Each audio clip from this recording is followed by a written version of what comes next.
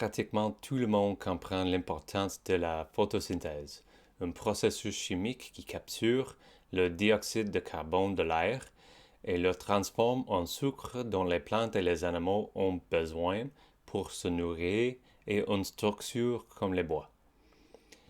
Moins de gens comprennent l'importance d'un processus similaire que certaines bactéries effectuent pour capturer l'azote atmosphérique et le transformer en composé contenant de l'azote que les plantes et les animaux peuvent utiliser pour construire de l'ADN ou des protéines. Bien que l'azote représente 80% de l'atmosphère terrestre, les composés contenant de l'azote sont assez rares. Si rares que même à l'apogée de leur empire, les Britanniques ont dû importer du nitrate de sodium du désert d'Atacama au Chili pour satisfaire leurs besoins en engrais. Au début du XXe siècle, la nourriture n'était pas la seule utilisation que la Grande-Bretagne faisait des nitrates du Chili. L'acide picrique et le trinitrotoluène, TNT, étaient utilisés pour les munitions britanniques et allemandes. Les deux pays utilisaient de l'acide nitrique provenant de nitrates d'origine naturelle pour synthétiser ces explosifs. Pour la Grande-Bretagne, la supériorité navale leur a permis de garantir leur accès aux nitrates et de refuser à l'Allemagne la même.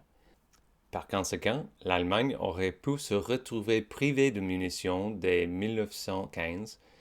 Une telle situation aurait pu se produire si les chimistes allemands Fritz Haber et Karl Bosch n'avaient pas mis au point un procédé artificiel permettant de combiner l'azote de l'atmosphère et l'hydrogène gazeux en ammoniac.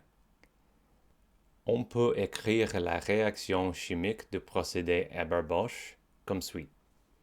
Ce qui montre que les réactifs gazeux de l'azote et de l'hydrogène se combinent pour devenir le produit de l'ammoniac. Pour en faire une équation chimique, il faut que les deux côtés soient à égalité. Nous montrons une transformation chimique. Le même nombre et le même type d'atomes doivent se trouver des deux côtés de la flèche, car nous montrons qu'il s'agit des mêmes atomes, seulement modifiés. L'équation équilibrée est la suivante. Nous pouvons nous entraîner à l'équilibrage en utilisant les étapes qui nous mènent de l'ammoniac au TNT.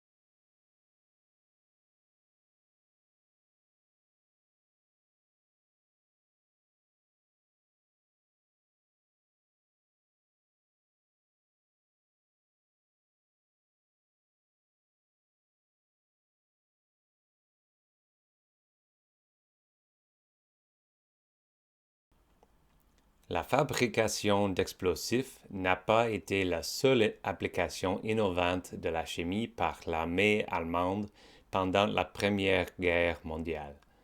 En tout cas, ils pensaient qu'il s'agissait d'une innovation. Il se peut que la même technologie ait été utilisée 23 siècles plus tôt. Nous allons explorer cette idée dans la prochaine vidéo.